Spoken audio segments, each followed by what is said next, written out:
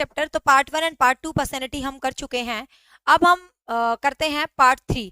आज हम पर्सनैलिटी के चैप्टर का पार्ट 3 कर रहे हैं, और आज भी मुझे लगता नहीं चैप्टर खत्म होगा, कल खत्म होगा भाई पार्ट 4, क्योंकि काफी बड़ा चैप्टर है और हमें पूरा डिटेल में पढ़ना होता है हर चीज को। तो कल खत्म हो जाएगा आपका पर्सनैलिटी, चाहे मुझे लंबी क्लास लेनी पड़े पर छोटी, कल पर्सनैलिटी खत्म होगा। तो लास्ट क्लास में यदि हम बात करें तो लास्ट क्लास में हमने डिस्कस किया था व्यक्तित्व के सिद्धांत, है ना, जिसमें मैंने आपको शील गुण का सिद्धांत है, जो कि शील गुण का सिद्धांत, ट्रेड थ्योरी, आलपोर्ट और कैटल, वो हम डिस्कस कर चुके हैं। ठीक है, तो आज हम डिस्कस करने वाले हैं सिगमंड फ्रायड का सिद्धांत। ठीक है, तो आज हम डिस्कस करने वाले हैं सिगमंड फ्रायड का मनोविश्लेषण सिद्धांत। सिगमंड फ्रायड का मनोविश्लेषणवाद सिद्धांत। मनोविश्लेषण को बोलते हैं साइको एनालिटिकल,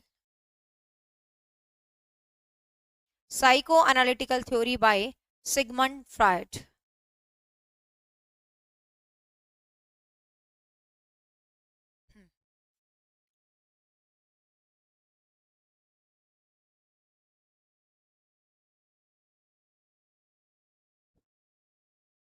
पूनम फोगाट मैंने नहीं पढ़ी है तो मैं नहीं बता पाऊंगी इसके बारे में। देखिए, सिगमंड फ्रायड का मनोविश्लेषण सिद्धांत, Sigmund Freud psycho analytical theory, psycho analytical theory by Sigmund Freud.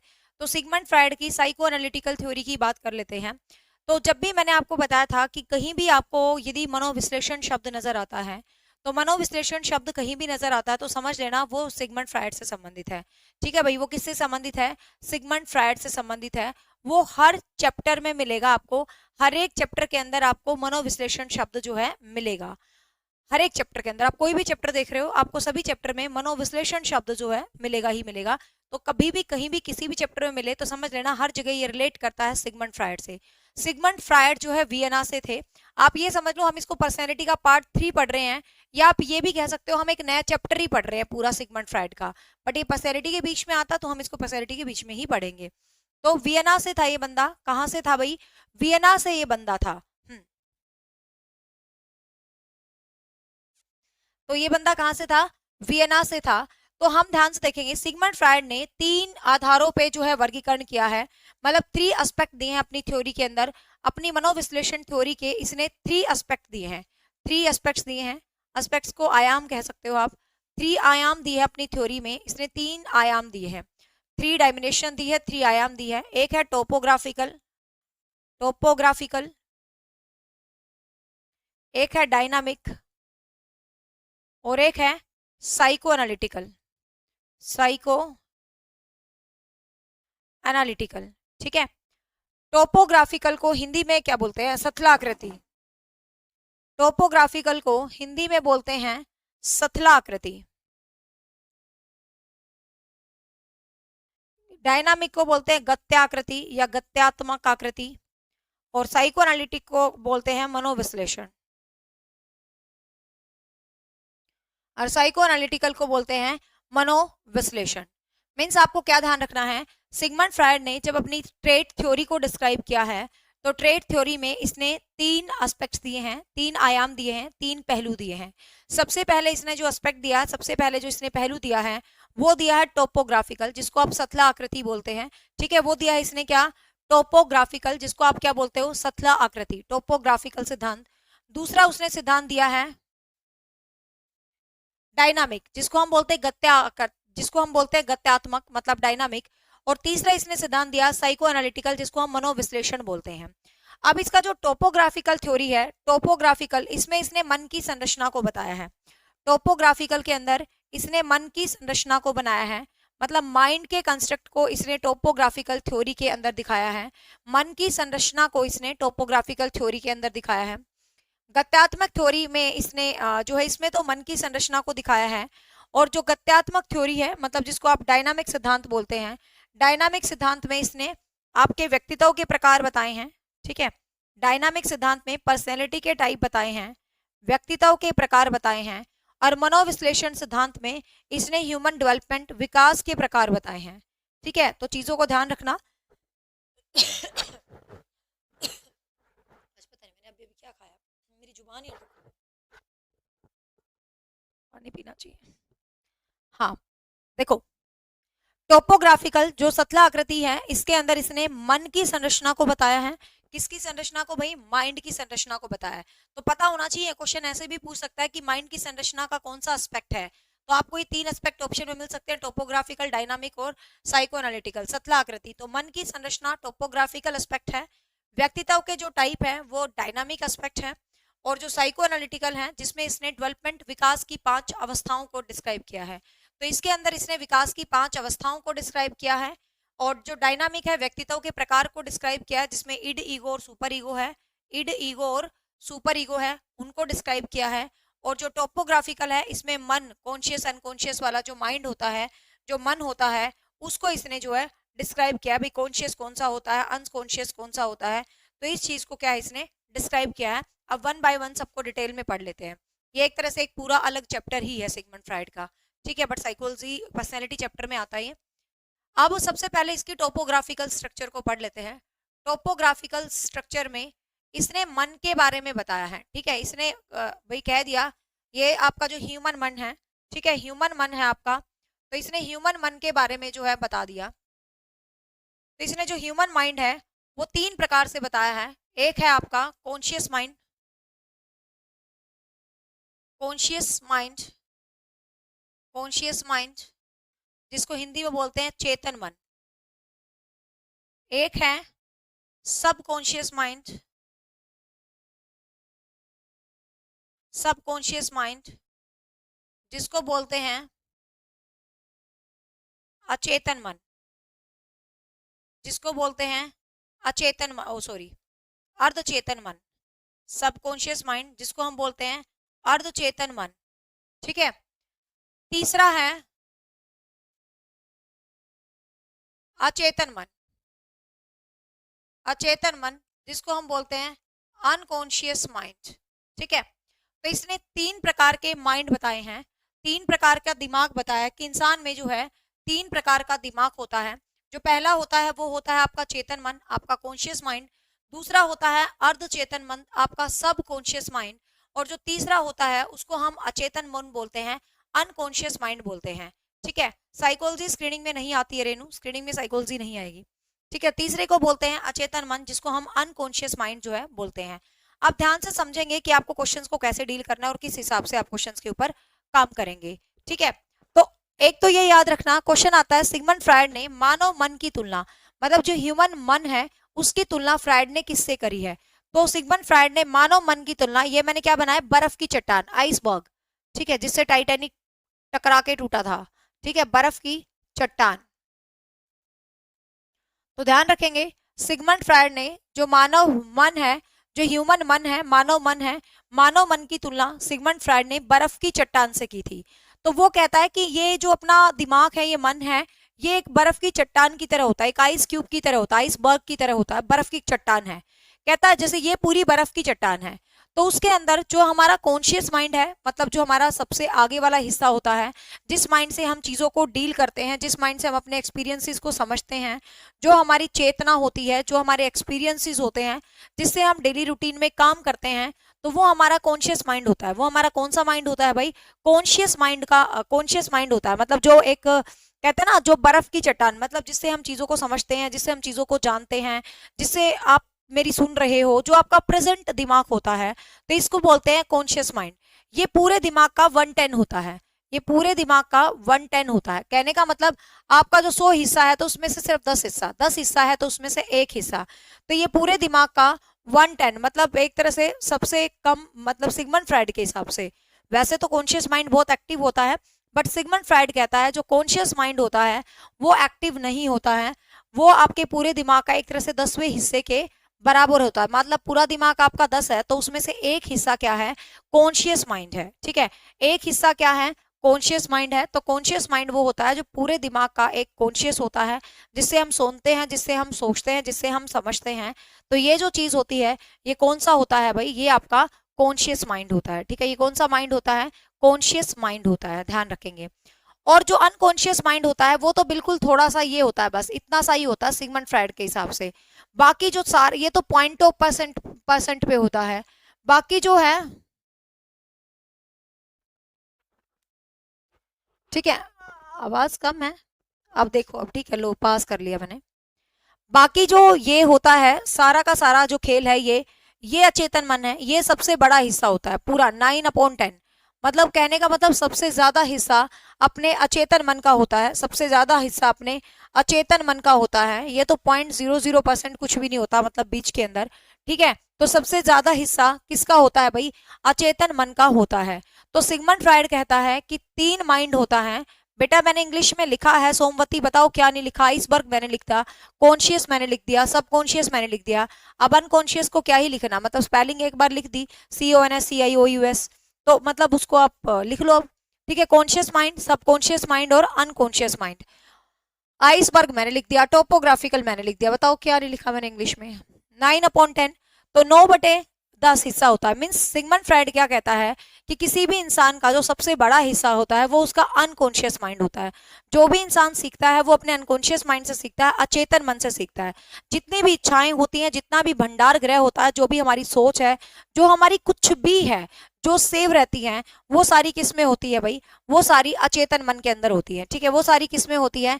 अचेतन मन के अंदर होती है। तो ध्यान रखना, जो भी आपका भंडार, जो भी आपका सोच, जो भी आपकी चीजें होती है, वो सारी की सारी अचेतन मन में होती है। ईशा आप अपने फोन को चेक कर दीजिए बेटा, क्योंकि मेरी तरफ से आवाज ओके है, नहीं तो किसी भी बच्चे को आवाज नहीं सुनती ना, सबको सुन रही है। देखो एक चीज मैं बता दूंगी, जो चीज सबके लिए ओके, एक दो के लिए ओके नहीं है, तो आप ये समझा करो ये आपके फोन की और आपके नेटवर्क की प्रॉब्लम है। मेरी तरफ से कोई प्रॉब्लम होगी तो वो सबकी प्रॉब्लम होगी। अब वो किसी को भी प्रॉब्लम नहीं हो रही है, एक दो को हो रही है, तो आप ये सोचा करो वो सिर्फ आपके नेटवर्क की प्रॉब्लम है, ठीक है ना। और बारिश में आजकल ऐसे ही नेटवर्क आता, तो वो बच्चा फिर रिकॉर्डेड क्लास को देख लो, बजाय बार बार कमेंट करने के। क्योंकि मेरी तरफ से कुछ गलत होगा तो मैं बोल दूंगी कि मेरी तरफ से ये प्रॉब्लम आ रही है, तो भाई क्लास नहीं ले रही, वट एवर जो भी है। तो अचेतन मन क्या होता है? अचेतन मन होता है जो आपका वो हिस्सा जिसमें आप सुनते हो, जिसमें आप मतलब जो आपका एक्टिव माइंड है ना, वो तो होता है चेतन मन। जो आपका एक्टिव माइंड है वो चेतन मन होता है।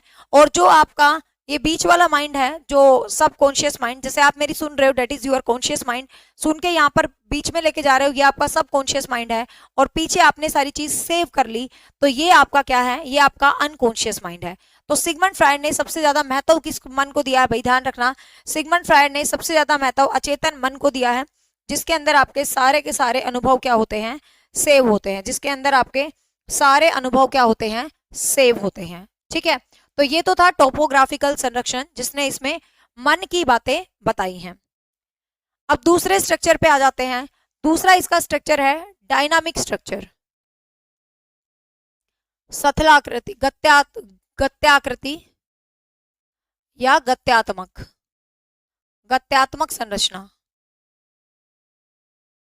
इसमें इसने पर्सनैलिटी के 3 टाइप बताए हैं, कि किसी भी इंसान की जो पर्सनैलिटी होती है बच्चे, उसके इसने 3 टाइप बताए हैं, ठीक है। किसी भी इंसान की पर्सनैलिटी होती है, उसके उसने 3 टाइप बताए हैं।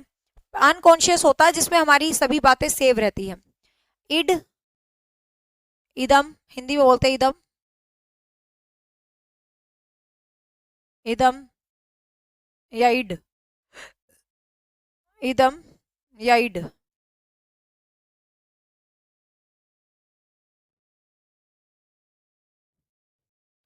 दूसरा है ईगो, जिसको आप अहम बोलते हो। तीसरा है सुपर ईगो, जिसको हम परा अहम बोलते हैं, ठीक है। इड, ईगो और सुपर ईगो, इड, ईगो और सुपर ईगो। इसने पर्सनैलिटी के, व्यक्तित्व के ये 3 प्रकार बताए हैं। सिगमंड फ्राइड ने कहा है कि व्यक्तित्व के 3 प्रकार हैं ये, ठीक है। व्यक्तित्व के कितने प्रकार हैं भाई? 3 प्रकार हैं। एक होता है आपका इड, एक होता है आपका ईगो, और एक होता है सुपर ईगो। किसी भी इंसान की पर्सनैलिटी में 3 टाइप के व्यक्तित्व होते हैं। तो इड को इदम भी लिखा मिल सकता है, इड भी लिखा मिल सकता है। अब इड क्या है? इड क्या है? इदम या इड पर्सनैलिटी कौन सी होती है? तो इदम या इड जो पर्सनैलिटी होती है, ये वो पर्सनैलिटी होती है जो सेल्फ ग्रेटिफिकेशन चाहती है, सेल्फ संतुष्टि चाहती है। मतलब इसको ये मतलब नहीं होता कि दूसरा इंसान क्या कर रहा है, दूसरा इंसान क्या करना चाहता है, इसको कोई मतलब नहीं है। अपनी इच्छाओं की जब हम पूर्ति पर काम करते हैं, कि भाई मान लो मेरा ऐसा व्यक्तित्व है कि मुझे सिर्फ अपनी इच्छाएं पूरी करने से मतलब है और किसी से कोई मतलब नहीं है। यदि मुझे अपनी इच्छाएं पूरी करने से मतलब है, किसी से कोई मतलब नहीं है, तो इसका मतलब मेरी जो पर्सनैलिटी है वो कौन से व्यक्तित्व में स्टैंड करती है, वो इदम या इड व्यक्तित्व के अंदर स्टैंड करती है। ठीक है, वो इदम या इड व्यक्तित्व के अंदर क्या करती है, स्टैंड करती है। मतलब जब आपको ये लगे कि भाई आपकी बस दुनिया का मुझे कोई मतलब नहीं है, मुझे सेल्फ संतुष्टि चाहिए। अब वो संतुष्टि किसी भी चीज के रूप में हो सकती है, किसी को कुछ उल्टा सीधा बोल के संतुष्टि हो सकती है, आपकी यौन ऊर्जा मतलब आपकी जो सेक्सुअल एनर्जी होती है आप उनको तुरंत संतुष्ट करके संतुष्टि ले सकते हो। मतलब किसी भी तरीके से आप जो है संतुष्टि ले सकते हो। कहने का मतलब आपको बस इतना सा ध्यान रखना है, जो इदम प्रवृत्ति होता है वो सिर्फ अपनी इच्छाओं का ध्यान रखता है। इसका जो टारगेट होता है वो सिर्फ अपनी इच्छाओं की पूर्ति होती है। मतलब इसको सिर्फ ये है कि मेरी इच्छा पूरी होनी चाहिए तुरंत, बाकी मुझे किसी से कोई मतलब नहीं है। इसको सुखवादी सिद्धांत भी बोलते हैं, सुखवादी, क्योंकि ये सिर्फ हैप्पीनेस चाहता है, ये सिर्फ सुख चाहता है, इसको बाकी किसी परिणाम से कोई मतलब नहीं है। इसको सुखवादी व्यक्तित्व बोलते हैं। मतलब सुखवादी मतलब सेल्फ ग्रेटिफिकेशन, इंग्लिश में बोलोगे सेल्फ ग्रेटिफाइड, कि ये इंसान सिर्फ सेल्फ ग्रेटिफाइड होता है, आत्म संतुष्टि चाहता है। इसको कोई मतलब नहीं होता कि किसी भी इंसान का क्या थॉट है किसी बात के लिए, कौन मेरे लिए क्या सोचेगा, नहीं। ये मैं कोई काम कर रहा हूं तो भाई मुझे उसका रिजल्ट क्या आने वाला है उसको उस चीज से कोई मतलब नहीं होता। तो उन बंदों में इदम पर्सनैलिटी होती है। जैसे कि रेपिस्ट जो होते हैं, जो आजकल घटनाएं आती हैं, कितनी दुखद घटनाएं छोटे छोटे बच्चों के साथ हो रहा है, तो ये जो बंदे होते हैं इनका कंट्रोल नहीं होता खुद पे, क्योंकि इनको ये मतलब नहीं होता कि परिणाम क्या होगा, इनको सेल्फ सेटिस्फेक्शन से मतलब है। तो ये जो घटनाएं होती हैं वो इदम व्यक्तित्व के कारण होती हैं। ठीक है, जिनमें इदम व्यक्तित्व की अधिकता होती है तो वही ये इंसान ये घटनाएं करता है। आपको पता हर इंसान तो रेपिस्ट नहीं हो सकता ना, हर इंसान, क्योंकि पर्सनैलिटी के अंदर एडजस्टमेंट होता है। आपकी पर्सनैलिटी एडजस्टेबल होती है हर माहौल में, जो एक सही संतुलित बंदा है। लेकिन जो संतुलित बंदा नहीं होगी उसी की पर्सनैलिटी के अंदर ही ये व्यक्तित्व ज्यादा होगा। ठीक है, तो ध्यान रखना, सुखवादी है, सेल्फ ग्रेटिफिकेशन है, रिजल्ट की परवाह नहीं करता कि मेरे इस एक्ट का रिजल्ट क्या होगा, उससे कोई मतलब नहीं है। इसी दम पर्सनैलिटी के अंदर सिगमंड फ्राइड ने एक शब्द दिया है, लिबिडो, LIBIDO, लिबिडो।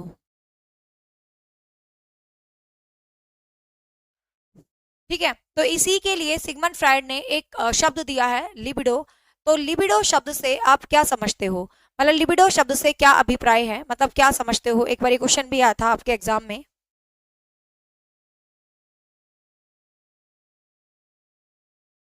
हाँ, तो एक बार ये क्वेश्चन भी आया था आपके एग्जाम में, क्या आप इस शब्द से क्या समझते हो?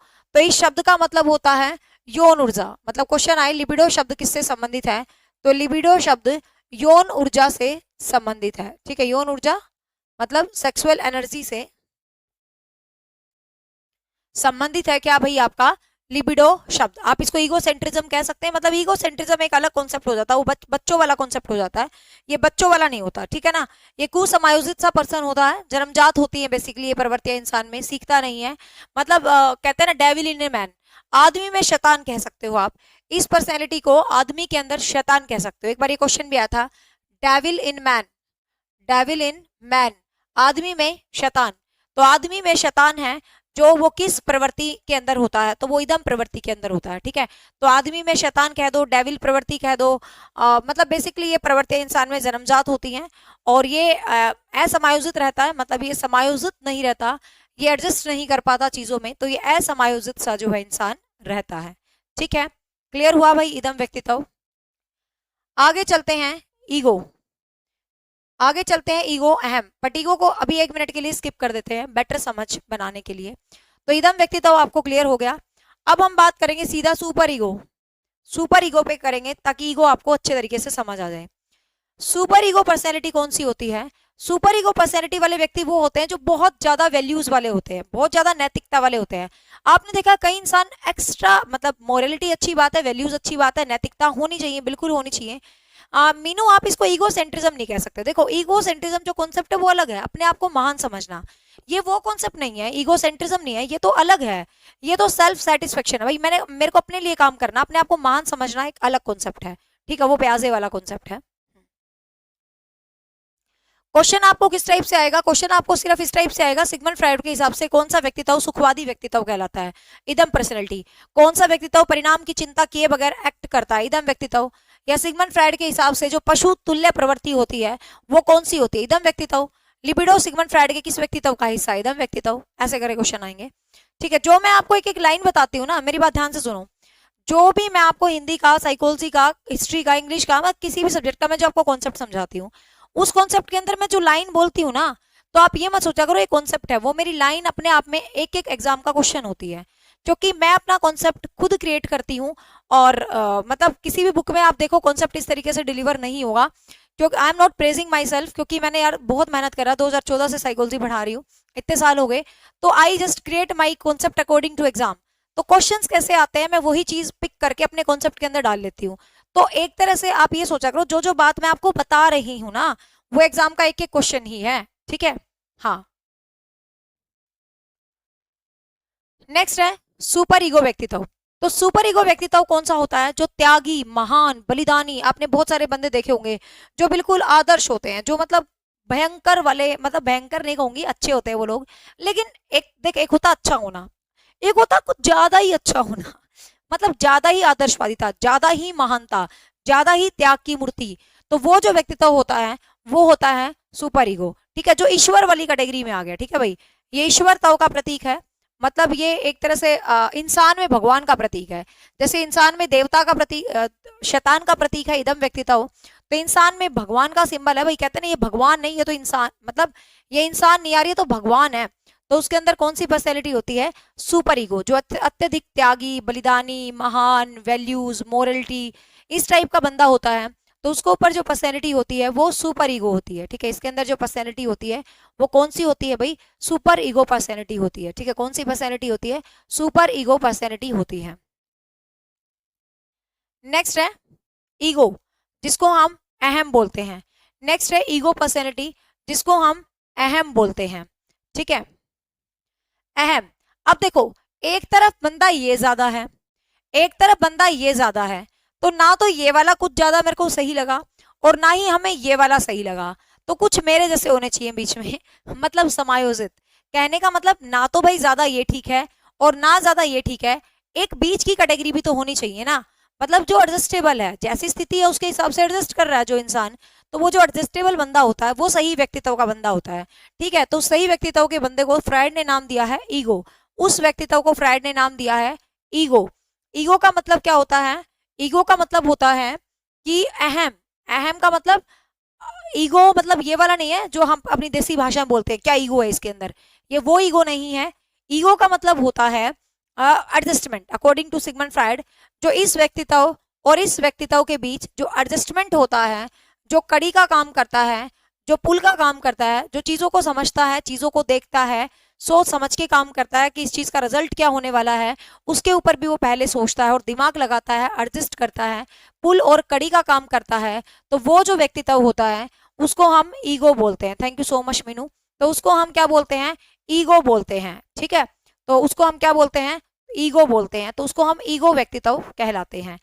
तो सिगमंड फ्रायड कहता है भाई तीनों इंसानों, मतलब you can say man in man, मतलब ये कौन सा हो गया, मैन इन मैन, आदमी में आदमी, मतलब ये आदमी वाला व्यक्तित्व है, ये राक्षसों वाला व्यक्तित्व है और ये भगवान वाला व्यक्तित्व है। ठीक है, तो मैन इन मैन कौन सा व्यक्तित्व होता है भाई, ईगो जो पर्सनैलिटी होती है वो मैन इन मैन होती है। ठीक है, वो क्या होती है भाई, मैन इन मैन होती है। ठीक है, तो कल एक क्वेश्चन भी आया था प्रैक्टिस सीरीज में, आपने देखा होगा रात 9 बजे जो मैंने प्रैक्टिस क्वेश्चन करवाए थे। ये वीडियो जो बच्चा बहुत दिन बाद देखता है तो वो ये मत सोचना कि रात 9 बजे मैम क्या बोलती है। तो जो बच्चा फिलहाल आज की डेट में लाइव देख रहा है, तो आपको पता, आप लोगों के लिए मैं रात को फिर 9 बजे उसी चैप्टर के क्वेश्चंस भी करवा रही हूँ। पिछले 2 दिन से पर्सनैलिटी के क्वेश्चन करवा रही हूँ, आज भी देखूंगी पर्सनैलिटी या चैप्टर चेंज कर देंगे, बहुत हो गया। तो जो मैं क्वेश्चंस करवाती हूँ वो आपको हेल्प होंगे। जो बच्चा वीडियोस को बाद में देख रहा है तो यूट्यूब पे चले जाना, वहां पर एक प्लेलिस्ट होगी चैप्टर वाइज प्रैक्टिस सेट। तो जो भी मैं आपको यहाँ चैप्टर पढ़ा रही हूँ उन सबके चैप्टर वाइज प्रैक्टिस सेट मैंने यूट्यूब पर करवा दिए हैं, क्योंकि देखो क्वेश्चंस पर तो यार सबका अधिकार होता है, मेन चीज होती है कॉन्सेप्ट, जो मैं सिर्फ ऐप पे करवाती हूँ। अब क्वेश्चंस है उनको वो बच्चे भी देख लें और ये बच्चे भी देख लें। ठीक है, हाँ। तो जो बच्चे बाद में इस वीडियो को देखें तो वो यूट्यूब पर एक फॉर्मेट होगा चैप्टर वाइज प्रैक्टिस सेट, एक प्लेलिस्ट होगी, और वो प्लेलिस्ट मैं टेलीग्राम पर शेयर भी कर दूंगी। टेलीग्राम जो अपना अचीवर अकेडमी ये बना हुआ है ना, ये वाला एस्टेट बैच वाला, तो इस पे शेयर भी कर दूंगी, वो जिसने नहीं देखी देख लेना। जो चैप्टर करो उसी के क्वेश्चंस मैंने वहां पर करवा दिए हैं फिर। हाँ, तो ये क्या है, ईगो व्यक्तित्व हो गया। तो क्लियर हुए भाई, पर्सनैलिटी में व्यक्तित्व के सारे टाइप क्लियर हो गए। क्लियर, ये सुखवादी सिद्धांत है, ये आदर्शवादी सिद्धांत है, ठीक है। ये आपका प्रकृतिवादी है, ये नेचुरल है, इसमें किसी भी तरीके का कोई दिमाग वगैरह नहीं लगाता। ये वास्तविकता में जीता है, ये रियलिस्टिज्म मतलब रियलिज्म में जीता है, वास्तविकताओं में जीता है, इसको वास्तविकता से मतलब होता है, तो ये वास्तविकता के अंदर जीता है। फिर सिगमंड फ्राइड ने दिए हैं आपके दो ट्रेट, वो मैंने आपको बताई थी, दो मूल प्रवृत्ति। ये मैंने आपको मोटिवेशन वाले चैप्टर में बताई थी, तो वैसे बता रही हूँ शॉर्ट में। सिगमंड फ्राइड ने फिर दो मूल प्रवृत्ति दी हैं, आपको पता है, ये मोटिवेशन में डिटेल में पढ़ा चुकी हूँ। एक जीवन संबंधी और एक मृत्यु संबंधी। जीवन संबंधी प्रवृत्तियां जो इंसान को जीवन में आगे ले जाती हैं, मृत्यु संबंधी प्रवृत्तियां जो इंसान को लाइफ में डिस्ट्रक्टिव वर्क की तरफ ले जाती है, जो मैंने आपको पर्सनैलिटी में पूरा डिटेल से पढ़ाया था, ठीक है। जीवन संबंधी प्रवृत्तियां जो लाइफ में जीवन के लिए बताती हैं, मृत्यु संबंधी मृत्यु से रिलेटेड। अब ईड ईगो और सुपर ईगो तुम्हें क्लियर हो गया, इसका एक एग्जांपल दे देती हूँ, वैसे तो कल रात की क्लास में दे ही दिया था, बट फिर भी बता देती हूँ। मैंने आपको पहले भी यही एग्जाम्पल बताया था, अब यही दे देते हैं, नया क्या क्रिएट करना। तो सिगमंड फ्राइड कहता है भाई तीनों इंसानों के अंदर ये व्यक्तित्व होता है, तीनों इंसानों में इदम, ईगो और सुपर ईगो होता है। तो उसने एक कहानी बताई थी फ्राइड ने छोटी सी, अपनी इस पर्सनैलिटी को क्लियर करने के लिए, कि एक लड़का है, वो जा रहा होता है और उसको एक लड़की दिखाई देती है, तो उस लड़के के मन में आता है कि मैं इस लड़की को छेड़ दूं, मतलब अभी मैं इसको छेड़ूंगा, इसके साथ कुछ गलत करूंगा, तो ऐसा उसके मन में आता है, लड़के के मन में। तो ऐसा उसके मन में आया, तो उसके उसमें कौन सी प्रवृत्ति आई भाई, इदम। ऐसा उसके मन में आया तो उसमें कौन सी प्रवृत्ति आई, इदम प्रवृत्ति। लेकिन वो थोड़ी सी दूर जाता है, उसको लगता है यार यहाँ बहुत भीड़ है, यहाँ पे मैं इस लड़की को छेड़ूंगा तो मुझे लगेगा रपटा, है ना। रपटा क्या होता है, किसी को याद है? ये बहुत फेमस डायलॉग है, कौन सी फिल्म का है? खैर मेरी तरफ पहले मैं बहुत फिल्में देखती थी, अब नहीं देखती। एक डायलॉग है, रपटा, how romantic this word is. ये रपटा क्या होता है, देखती हूँ किसको कितना याद है, बताना एक किस मूवी का डायलॉग है। बहुत सुपर हिट हुई थी ये film, when I was in school I think, ये बहुत सुपर हिट फिल्म हुई थी। देखती हूँ किसको याद है, बताना कमेंट में किस फिल्म का डायलॉग है, ठीक है। हाँ, तो उस लड़के को लगता है यार मुझे रपटा पड़ेगा, इसको मैं खाली जगह पे जाके छेड़ूंगा। तो उस बच्चे ने क्या किया भाई, समायोजन करा, उस बच्चे ने एडजस्ट किया और उस बच्चे ने समायोजन किया, तो वो ईगो पर्सनैलिटी थी। तो वो कौन सी पर्सनैलिटी थी, ईगो पर्सनैलिटी। लेकिन जैसे ही वो खाली जगह पे जाता है, वो लड़की उसके साथ अकेली होती है, लेकिन उसको ये मन में आता है, मतलब जैसे वो लड़की के पास जाता है तो उसके माइंड में ये आता है यार नहीं, इस लड़की की जगह कहीं मेरी बहन भी तो हो सकती है, या कोई और भी तो, मतलब मेरी बहन भी तो हो सकती है। तो इसके मतलब उसके मन में क्या आया भाई, उसके मन में मोरलिटी आया, सुपर ईगो आया, और वो उस लड़की को मतलब छोड़ के चला जाता है। तो फ्राइड कहता है कि हर इंसान में ये जो है पर्सनैलिटी होती है। यस बलजीत और दीपशिखा, क्या बात, मतलब मेरी तरह तुम भी फिल्में देखते थे, कहो ना प्यार है का डायलॉग है ये, बिल्कुल सही है। जब वो ऋतिक रोशन, अमीषा पटेल, उनकी जहाजवाज अलग रह जाती है, तो वहां पर वो खुला आसमान, वो रपटा वाला कॉन्सेप्ट, कहो ना प्यार है फिल्म का है ये, ठीक है डायलॉग। ठीक, चलो अब इतना आसान थोड़ी ना पूछोगे, कितने आदमी थे कालिया। चलो क्लियर भाई। तो ये जो है पर्सनैलिटी तीनों टाइप की रहती है, सब में रहती है। अब कहो ना प्यार से थोड़ा सा बाहर आ जाओ, चलते हैं पॉइंट पे। हाँ, कॉन्सेप्ट के साथ कुछ होता है तो वो हमेशा डिस्कस किया जाता है। तो यहाँ पर होगी भाई इसकी डायनामिक पर्सनैलिटी। अब आ जाओ, अब मूल प्रवृत्ति में पढ़ाई चुकी सिगमंड फ्राइड की, दोबारा हम उसको डिस्क्राइब नहीं करेंगे मूल प्रवृत्ति को।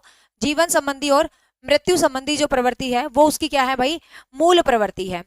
अब आ जाते हैं इसका लास्ट, मनोविश्लेषण जो है, मनोविश्लेषणवादी सिद्धांत, मनोविश्लेषणवादी सिद्धांत, ठीक है, मनोविश्लेषणवादी सिद्धांत, जिसमें इसने विकास के स्टेजेस बताई हैं, इसने डेवलपमेंट की स्टेजेस बताई हैं, विकास की स्टेजेस बताई हैं। लेकिन इसको आप चाइल्ड डेवलपमेंट के अंदर भी पढ़ सकते हो इस कॉन्सेप्ट को, ठीक है। तो विकास की जो है इसने क्या बताई हैं भाई, स्टेजेस बताई हैं। अब जब इसने विकास की स्टेजेस बताई हैं तो इसने 5 स्टेज बताई हैं। तो सबसे पहला क्वेश्चन यही याद रखना कि सिगमंड फ्राइड ने ह्यूमन डेवलपमेंट की, मानव विकास की कितनी अवस्थाएं बताई हैं। तो सिगमंड फ्राइड ने मानव विकास की कितनी अवस्थाएं बताई हैं, 5, ठीक है। कितनी अवस्थाएं बताई हैं, 5 अवस्थाएं बताई हैं मानव विकास की, किसने? सिगमंड फ्रायड ने। ठीक है, तो सबसे पहली अवस्था है ओरल स्टेज। सबसे पहली अवस्था है ओरल स्टेज, जिसका टाइम है 0 से 1.5 वर्ष। सबसे पहली अवस्था है ओरल स्टेज, जिसका टाइम है 0 से 1.5 वर्ष या 0 से 18 महीने भी आप इसको कह सकते हो। ठीक है, 0 से 1.5 वर्ष। जोगिंदर, आपका कमेंट मुझे दिख रहा है, सबका कमेंट दिखा है, मैं सबके नाम थोड़ा ना लूंगी, या हम टाइम पास थोड़ा कर रहे हैं, पढ़ रहे हैं। वो तो पॉइंट से पॉइंट आता है तो बात हो जाती है ना, उस बात पे ही चलते रहेंगे तो फिर पढ़ेंगे कब? तो एक एक का नाम नहीं पुकारा जाता यहाँ। ओरल स्टेज 0 से 1.5 वर्ष। अब बात कर लेते हैं 0 से 1.5 वर्ष, जिसको इसने नाम दिया है ओरल स्टेज। देखो, सिगमंड फ्रायड जो विकास की अवस्थाएं बताता है ना, वो कुछ अलग तरीके से बताता है। मतलब एक तो आप जिस तरीके से विकास का चैप्टर पढ़ोगे, हम पढ़ेंगे वृद्धि और विकास का चैप्टर डिटेल में, तो ये उस तरीके से नहीं बताता, ये कुछ अपने अंदाज में विकास को बताता है। अब ये जब अपने मतलब अंदाज में विकास को बताता है, तो इस तरीके से ये विकास को बताता है। तो सबसे पहले बताता है ओरल स्टेज, ये मनोविश्लेषण, मन का विश्लेषण करते हुए सेक्सुअल फॉर्म में ही विकास को बताता है, मतलब अलग फॉर्मेट है इसका विकास को बताने का। ओरल स्टेज में ये कहता है कि जो मौखिक क्रियाएं होती हैं, जो मेजर जो बच्चे का डेवलपमेंट है, स्टार्टिंग डेवलपमेंट है, इसके अंदर ओरल क्रियाएं होती हैं, इसके अंदर ओरल क्रियाएं होती हैं। ओरल क्रियाएं का मतलब ये कहता है कि बच्चे का जो भी डेवलपमेंट होता है, मतलब उसका जो क्षेत्र होता है डेवलपमेंट का, वो उसका मुख होता है। ठीक है, इसका जो और ये कहते हैं कि सिगमंड फ्रायड ने अपने अंदर जो कामुकता है, जो मतलब सेक्स प्रवृत्ति है, जो यौन ऊर्जा है, उसको बहुत ज्यादा महत्व दिया है अपने डेवलपमेंट के अंदर। इसी वजह से जो इसके शिष्य थे एडलर और जुंग, इसके शिष्य थे एडलर और जुंग, जुंग नहीं युंग लिख देते हैं, ठीक है, एडलर युंग या जुंग, ये इसको छोड़ के चले जाते हैं। ये कहता है यार तू क्या ही बकवास कर रहा है, तू हर चीज में कह रहा है कि बच्चों में यौन ऊर्जा होती है, बच्चों में सेक्सुअल एनर्जी होती है, छोटा बच्चा इस तरीके से उसकी कामुकता का क्षेत्र ये होता है। तो ये दोनों एडलर और जुंग कहते हैं कि यार ये बात तो है ना तेरी बिल्कुल निहायती बेकार है। ठीक है, हम इस बात को नहीं मानते, तू तेरी जो डेवलपमेंट है वो अलग ही है। तो वो कहते हैं इसको छोड़ के चले जाते हैं और अपना अलग संप्रदाय बना लेते हैं। अब ध्यान से सुनो, कई बार आपको इसका टाइम 0 से 2 वर्ष भी लिखा मिलेगा। ठीक है, कई बार आपको इसका टाइम 0 से 2 वर्ष भी लिखा मिलेगा। तो ज्यादातर जो पेपर आया था सीटेट का, उसमें 0 से 1.5 आया था, और एक बार एस्टेट में 0 से 2 आया था। मान लो दोनों ऑप्शन आ जाए आपके पास, जो है दोनों ऑप्शन आ जाए, 0 से 1.5 भी 0 से 2 भी, दोनों ऑप्शन नहीं आते, एक ही आता है। एक आ जाए तो आप 0 से 2 को टिक कर देना, कोई बड़ी बात नहीं है। क्यों? क्योंकि 0 से 2 में 0 से 1.5 ऑटोमेटिक कवरअप हो जाता है। ठीक है, तो ओरल स्टेज बाकी एनसीईआरटी में शायद 0 से 1.5 ना हो, फोन भी नहीं है मेरे पास, तो एक minute.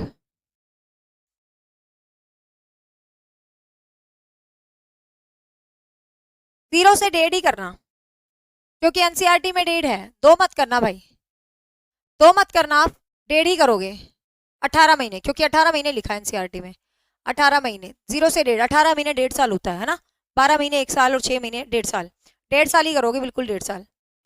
Oral stage, oral stage क्या होता है? ओरल स्टेज 0 से 1.5 साल।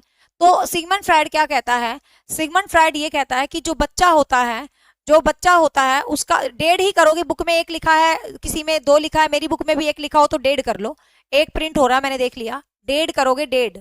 ठीक है, 0 से 1.5 साल, बुक में भी करेक्ट कर लो, 1.5 साल करना है। तो ओरल स्टेज 0 से 1.5 साल होता है।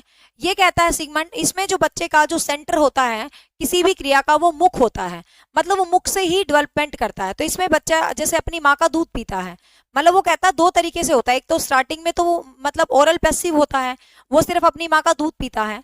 फिर आपको पता है कि बच्चे के दांत निकलने लग जाते हैं, और जब बच्चे के दांत निकलते हैं तो वो हर चीज को काटता है, हर चीज को काटने भागता है। ठीक है, तो बाद में वो हर चीज को काटने लग जाता है। तो जो काटने कूटने वाला जो प्रक्रिया है, उसमें भी तो मुख ही सेंटर्ड होता है। ठीक है, तो ध्यान रखना, आपको क्वेश्चन किस तरीके से आता है कि सिगमंड फ्रायड के हिसाब से बच्चे का चीजों को चूसना, काटना, तोड़ना, ये सिगमंड फ्रायड की किस अवस्था में देखा जाता है? तो ये सिगमंड फ्रायड की किस अवस्था में देखा जाता है भाई? ओरल स्टेज, जिस अवस्था में देखा जाता है, ओरल स्टेज के अंदर देखा जाता है। ठीक है, सभी क्रियाओं का सेंटर मुख होता है। बच्चा या तो चीजों को चूस के डेवलपमेंट सीखता है, या चीजों को काट के डेवलपमेंट सीखता है। तो ये जो है उसका कौन सी स्टेज होती है? ये उसकी ओरल स्टेज होती है। ठीक है, ये कौन सी स्टेज होती है? ये उसकी ओरल स्टेज होती है। ठीक है, ध्यान रखेंगे कौन सी स्टेज होती है? ओरल स्टेज होती है बच्चे की, याद रखेंगे। दूसरी है एनल स्टेज, 1.5 साल से 3 वर्ष। जो मैं टाइम बता रही हूँ ना वो ही लिखना है। अब चाहे कहीं 4 वर्ष लिखा है, कहीं 2.5 वर्ष लिखा है, चाहे मेरी बुक में भी लिखा हो, मुझे नहीं पता मिस प्रिंटिंग हुआ हो या कुछ हुआ हो। जो मैं तुम्हें यहाँ बोर्ड पे टाइम बता रही हूँ तुम वही टाइम ठीक करोगे, ठीक है। हाँ, अनल स्टेज, अनल स्टेज जिसको हिंदी में क्या बोलेंगे, गुदा अवस्था। हिंदी में इसको बोलते हैं हिंदी में मुखा अवस्था, इसको हिंदी में बोलेंगे मुखा अवस्था, इसको हिंदी में बोलेंगे गुदा अवस्था। एनल स्टेज टाइम है 1.5 साल से 3 वर्ष। 1.5 साल से 3 वर्ष जो है इसका क्या है टाइम है। कई कई बुक्स में और कई कई जगह इसका टाइम 4 वर्ष भी लिखा होता है, बट आप 1.5 से 3 ही करेंगे इसका टाइम, ठीक है। 1.5 से 3 साल ही करेंगे। अब गुदा अवस्था में ये क्या कहता है, गुदा अवस्था में ये बोलता है कि जो बच्चे का दूसरे नंबर पे डेवलपमेंट होता है वो गुदा गुदा के माध्यम से होता है। गुदा क्या समझते हो, गुदा वॉशरूम टाइप जो चीज है उसके लिए इसने यूज किया है। मतलब ये अलग ही बातें बता रहा है, तभी तो इसके शिष्य छोड़ के भाग गए इसको। लेकिन हम छोड़ के नहीं भाग सकते क्योंकि हमारे एग्जाम में एक क्वेश्चन जरूर आता है, और हम क्यों छोड़ेंगे, हमें क्या मतलब है, हमें तो पढ़ना है, हमें क्या मतलब है, क्या ही कंटेंट दिया उसने, ठीक है। अब देखो गुदा किससे संबंधित है भाई, वॉशरूम से संबंधित। तो सिगमंड फ्राइड ये कहता है कि जो बच्चे होते हैं ना 2 टाइप के होते हैं। आपने भी देखा है, अपने घर में देखना, मैंने ऑब्जर्व किया है कि बच्चे कैसे 2 प्रकार के होते हैं। 3 साल तक के बच्चों की तो कहानी है सारी। ये कहता है कि बच्चे जो है 11th क्लास के एनसीईआरटी में ये टॉपिक, तुम्हें पढ़ने की जरूरत नहीं है, ना ही तुम्हें टेंशन लेने की जरूरत। मैं जो तुम्हें पढ़ा रही हूँ ना तुम सिर्फ इस पे काम करो बस, बाकी तुम्हें कहीं और काम करने की जरूरत नहीं और ना इतना टाइम है। अब देखो ये कह रहा है कि भाई बच्चे ना 2 प्रकार के होते हैं।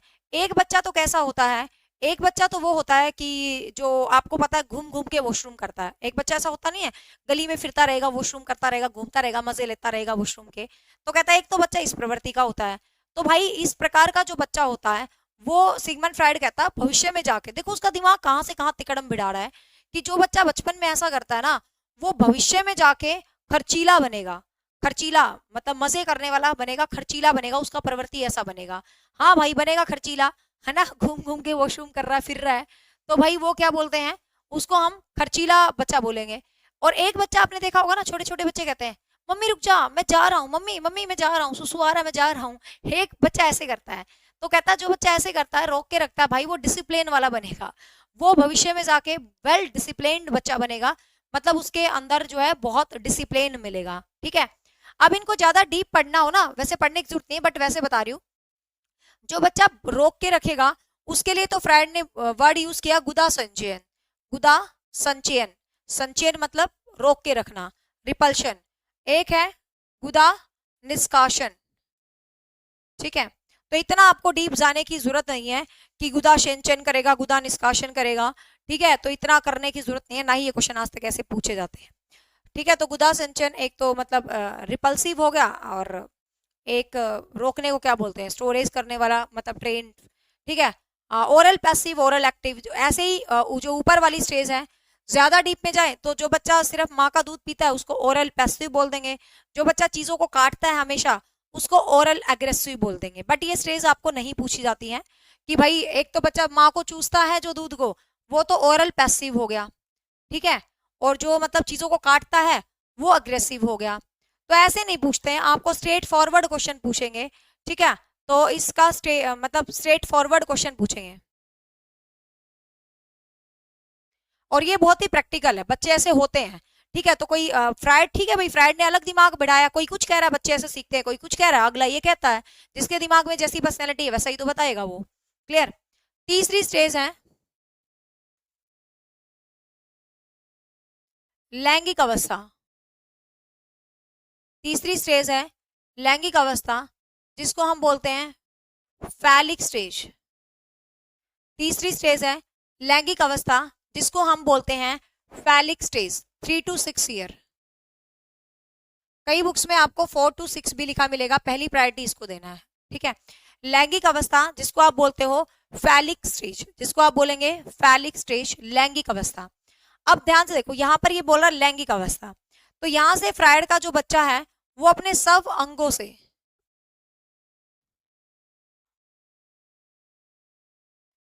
प्रेम करने लग जाता है, मतलब बच्चा अपने आप को बहुत पसंद करने लग जाता है, अपनी बॉडी को बहुत प्यार करने लग जाता है बच्चा। तो इस अवस्था में जो बच्चा अपनी बॉडी को भी बहुत प्यार करने लग जाता है, तो बच्चा सब अंगों से बहुत प्रेम करता है। तो इस अवस्था को हम क्या बोलते हैं, लैंगिक स्टेज बोलते हैं, ठीक है, जिसमें बच्चा अपनी बॉडी, अपने सब अंग से, बॉडी के पार्ट्स को छू के खेलता है, प्यार करने लग जाता है। तो ऐसी स्टेज जो होती है उसको हम क्या बोलेंगे, फैलिक स्टेज बोलते हैं, ठीक है। इस अवस्था में बच्चे में दो ग्रंथियां आ जाती हैं, एक होती है ओडिपस और एक है इलेक्ट्रा। इलेक्ट्रा, इडिपस या ओडिपस या इलेक्ट्रा, ठीक है, ओडिपस और इलेक्ट्रा। बच्चे में दो जो है ग्रंथियां आ जाती हैं, एक ओडिपस कॉम्प्लेक्स और एक इलेक्ट्रा कॉम्प्लेक्स। अब ये क्या है, ओडिपस कॉम्प्लेक्स और इलेक्ट्रा कॉम्प्लेक्स, इसको समझ लेते हैं। ओडिपस या इडिपस कुछ भी कह सकते हो, कोई दिक्कत नहीं है। इलेक्ट्रा कॉम्प्लेक्स, सिगमंड फ्राइड कहता है कि ओडिपस और इलेक्ट्रा कॉम्प्लेक्स में क्या होता है, ओडिपस जो कॉम्प्लेक्स होता है इसके अंदर जो पिता होता है, जो पिता, इसके अंदर जो लड़की होती है, सॉरी, जो लड़का होता है वो अपनी माता से अट्रैक्ट होता है, ठीक है। सिगमंड फ्राइड क्या कहता है कि इस अवस्था में बच्चे के ऊपर दो ग्रंथियां हावी होती हैं, एक ग्रंथि होती है ओडिपस और एक ग्रंथि होती है इलेक्ट्रा। ओडिपस लड़के जैसा नाम लग रहा है ना, बस ऐसे याद करना। इसमें जो लड़का होता है वो अपनी माता के लिए अट्रैक्ट होता है, मतलब लड़के का जो अपनी माता के लिए अट्रैक्शन होता है वो हर प्रकार का अट्रैक्शन हो सकता है। हमारे इंडिया में ये चीज सोचने में अजीब लगती है कि नहीं, माँ बेटे का तो मतलब सबसे पवित्र रिश्ता होता है, लेकिन जो बड़े बड़े शहर है, विदेश है, उनमें माँ बेटे का भी हर तरीके का रिश्ता बन सकता है। मतलब you can say directly I am saying कि फिजिकल रिलेशन क्रिएट हो जाता है माँ और बेटे का विदेशों के अंदर, और आजकल इंडिया का भी नाश होता ही जा रहा है, उसमें कोई डाउट नहीं है, ठीक है। तो ओडिपस कॉम्प्लेक्स के अंदर क्या होता है कि जो मतलब बेटा होता है वो अपनी माता के लिए अट्रैक्ट होता है। फ्राइड कहता है कि इस उम्र में बच्चे में वो ग्रंथि आ जाती है, और जिसमें वो ग्रंथि हावी होती है तो वो लड़का हमेशा अपनी माँ के लिए अट्रैक्ट रहेगा हमेशा।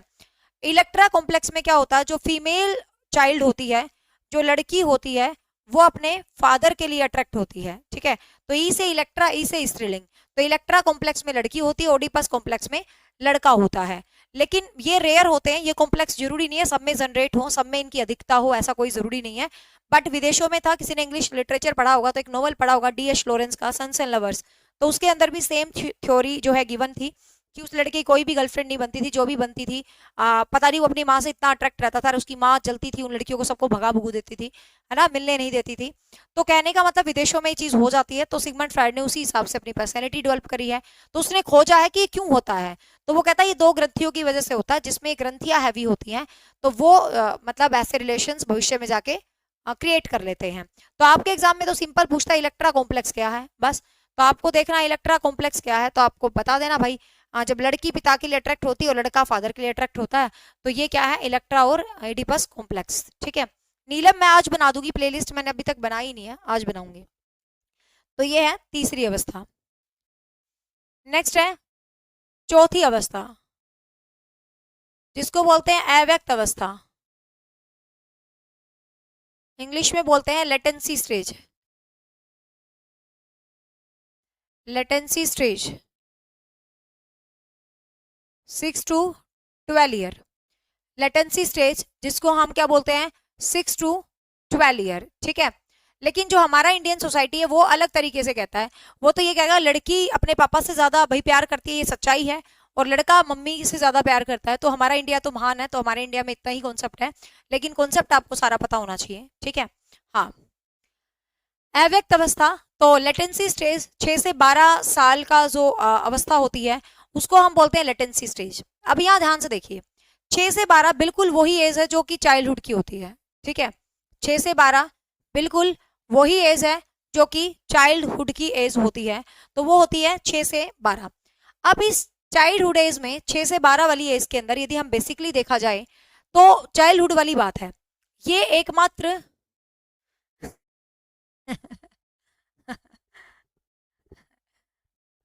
देखो निशा शर्मा लिख रही है, मतलब एक स्टूडेंट का नाम होगा इस बैच में निशा शर्मा, कि मैडम ये तो गुंडा प्रवृत्ति का था, कैसी कैसी बातें लिख रहा है। हाय हाय, क्या कमेंट करा तूने। देखो पता है क्या, मतलब गुंडा प्रवृत्ति नहीं कह सकते, देखो सबकी अपनी थॉट है। भाई देखो सिगमंड फ्राइड का दिमाग ऐसे चलता था, अगले का ध्यान ऐसे होगा। उसने देखो मतलब क्या अलग तरीके से खोजा है, मतलब सोचो पर्सनैलिटी का क्या अलग डेवलपमेंट खोजा है। तो ये तो नहीं कह सकते गुंडा था, अगले का दिमाग होगा भाई। उसने कुछ खोज निकाली है कि ऐसे भी होता है, ऐसे भी होता है। ठीक है, वो हमें लगता है ना, क्योंकि हमारा कल्चर, मतलब देखो हम कितने एक अच्छे कल्चर में रहते हैं कि हमें ये चीजें सुन के भी ओड लगती है ना। सीरियसली ऐसा ही हो, पहली पहली बार जब मैंने पढ़ाई थी मुझे बड़ी अजीब लगी थी। बट अब हम इस इन लेवल से ऊपर उठ चुके हैं, अब हमें इन चीजों का सच में कोई फर्क नहीं पड़ता। हमें तो अपना कॉन्सेप्ट पढ़ाने से मतलब है।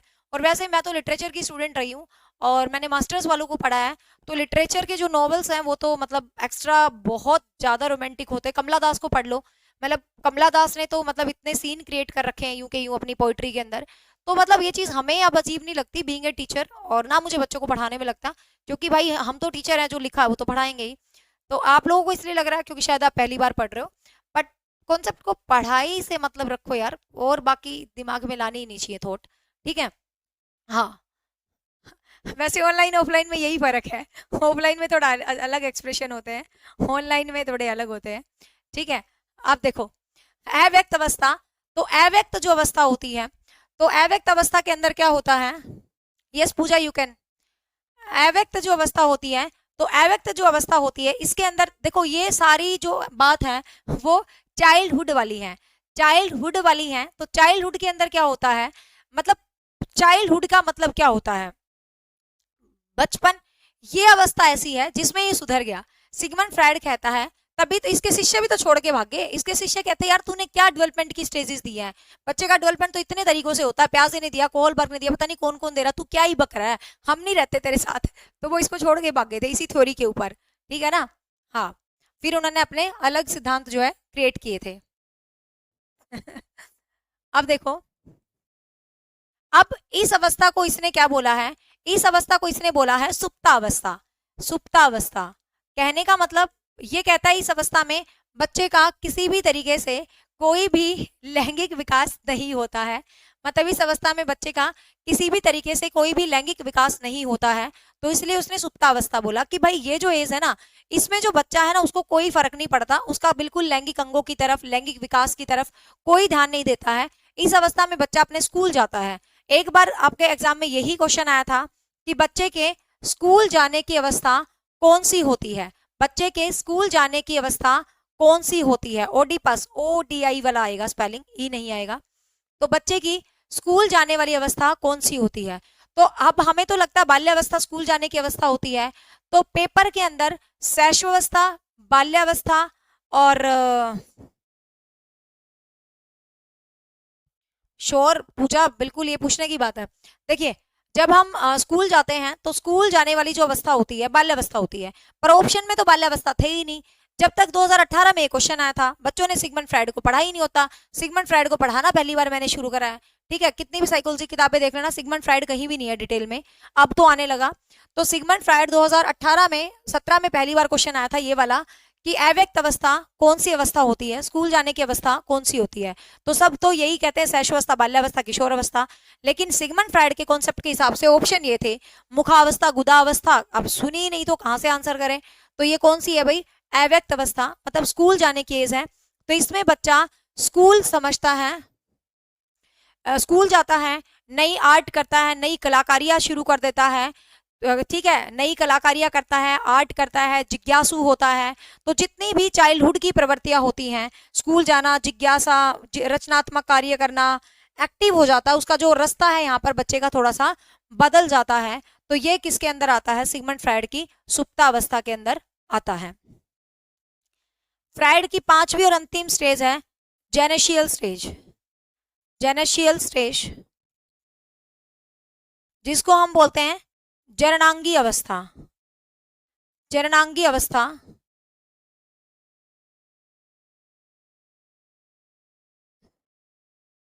जननांगी अवस्था, जेनेशियल स्टेज।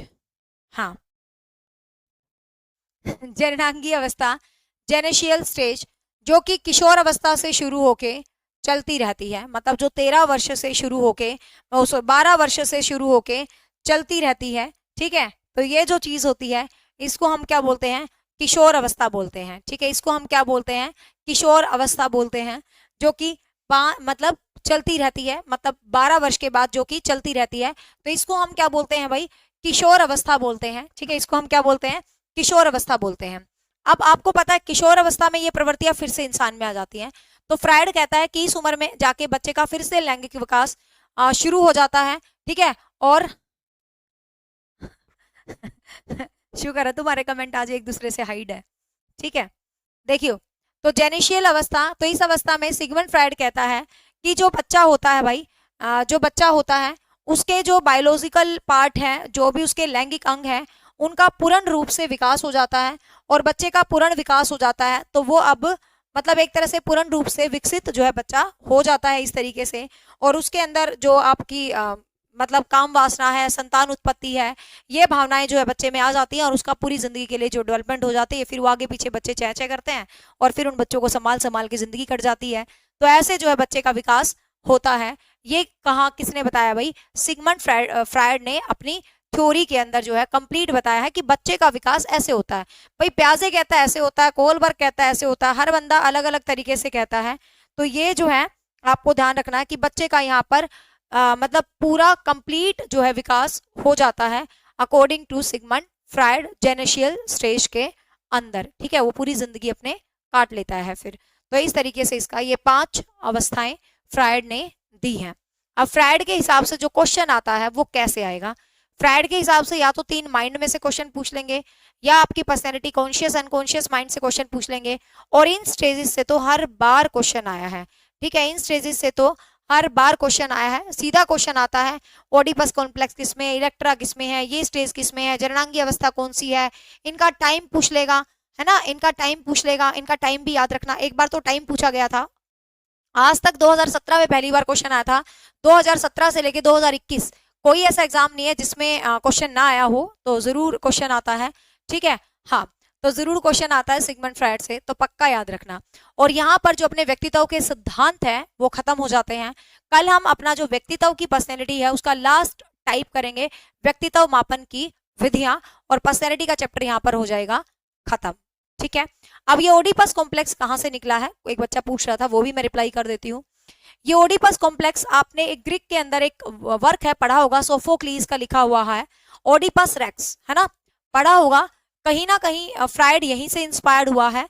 इसके अंदर क्या होता है, एक ओडिपस नाम का एक लड़का होता है। इस कहानी से पहले एक वर्ड और सुन लो, नार्सिज्म। क्वेश्चन आ जाए जो नार्सिज्म का कॉन्सेप्ट है वो किसने दिया है, तो जो नार्सिज्म का कॉन्सेप्ट है ये सिगमंड फ्रायड ने दिया है। नार्सिज्म क्या होता है, नार्सिज्म होता है सेल्फ लव, अपने आप से प्यार करना।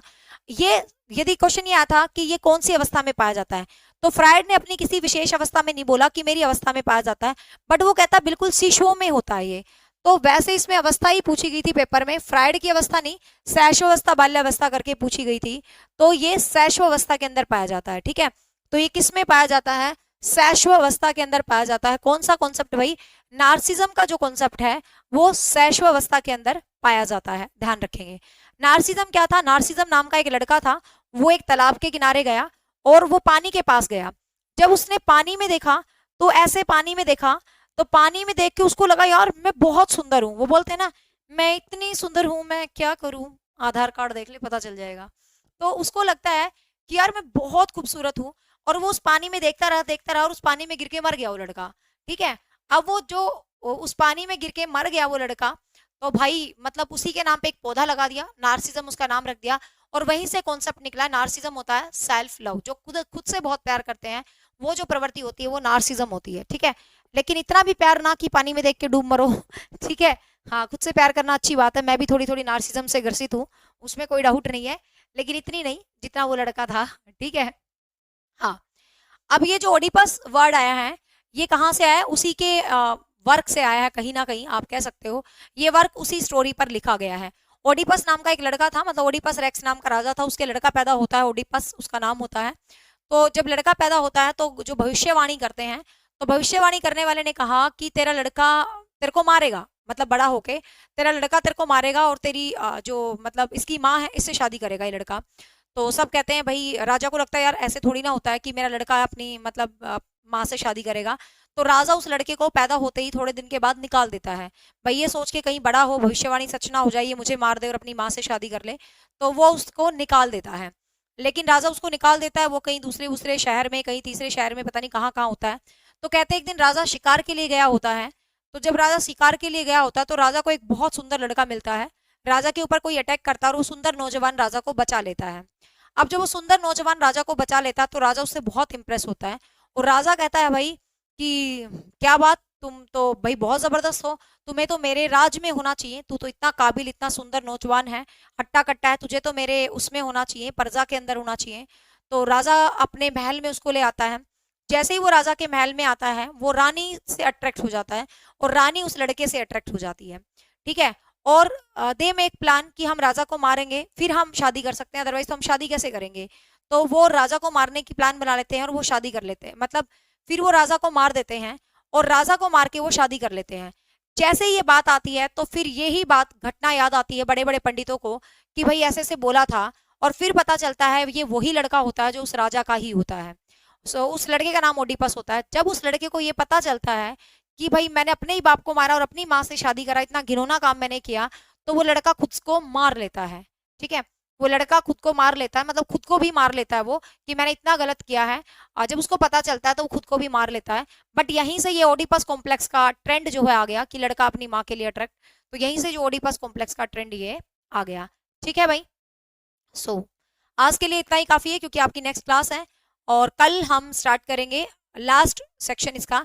कल हम पर्सनैलिटी के चैप्टर को पूरे तरीके से पूरा कर लेंगे। ठीक है। हाँ, थैंक यू।